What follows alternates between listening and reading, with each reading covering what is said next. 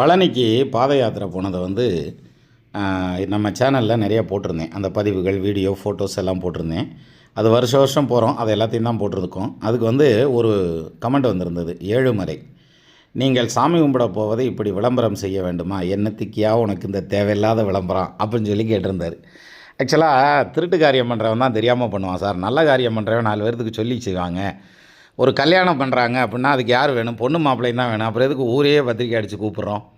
அதாவது பேசிக்காக ஒரு விஷயத்தை புரிஞ்சுக்கோங்க. என்னை பற்றி வேறு என்ன விஷயம்லாம் உங்களுக்கு தெரியும், நான் நம்ம சேனலில் விளம்பரமாக நான் என்னென்ன பேசியிருக்கேன் அப்படிங்கிறத நீங்கள் கொஞ்சம் கண்டுபிடிச்சி பாருங்கள். ஏதாவது இருக்கான்னு, என்னை பற்றி என்ன தெரியும்னு பாருங்கள் உங்களுக்கு. அப்போது உங்களுக்கு சில விஷயங்கள் பிடிபடும். சரியா?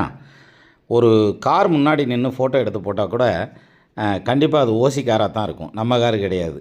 ஸோ அப்படி தான் வந்து நம்மளுடைய ஃபோட்டோஸு, பதிவுகள் எல்லாமே வந்திருக்குமே தவிர என்னை பற்றின எந்த பர்சனல் விஷயத்தையோ அல்லது வேறு விளம்பரத்தையோ நான் ஷேர் பண்ணியிருக்கவே மாட்டேன் சார்.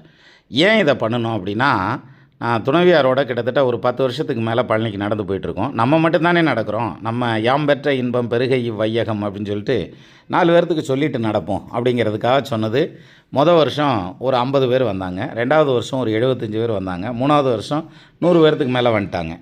அப்போது நமக்கு கிடைக்கிற அந்த முருகனுடைய திருவருள் எல்லாருக்கும் கிடைக்கட்டும் அப்படின்னு நினச்சதனுடைய விளைவு தான் இந்த மாதிரியான விளம்பரப்படுத்துதல் அப்படிங்கிறது. இது வந்து என்னுடைய விளம்பரம் அல்ல, முருகனுக்கான கோயிலுக்கு போகிறதுக்கான விளம்பரம். கோயிலுக்கு போகிறத 4 பேர்த்திட்ட சொல்லிட்டு போகலாம் சார். நான் ரகசியமாக எதுவும் செய்வனை செய்கிறதுக்காகலாம் போகலை, வேண்டுதலுக்காக தான் போகிறோம். உங்களுக்காகவும் சேர்த்து வேண்டிக்கிறோம்.